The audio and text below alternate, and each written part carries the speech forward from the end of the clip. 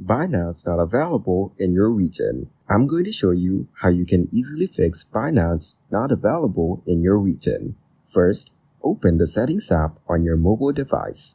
Next, tap on your Apple ID at the top of the Settings menu. Here, select Subscriptions to check your current subscriptions and ensure that everything is in order. Then, open the App Store on your device. Tap on your profile icon located in the top right corner of the screen to access your account settings. From there, go to Add Funds to Apple Account and check if you have sufficient funds available.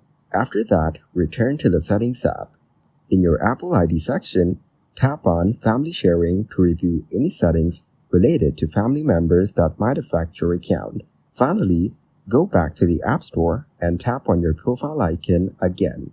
Navigate to country or region in your account settings to verify your current region. If your region restricts access to Binance, you may need to consider changing your Apple ID country or region to gain access.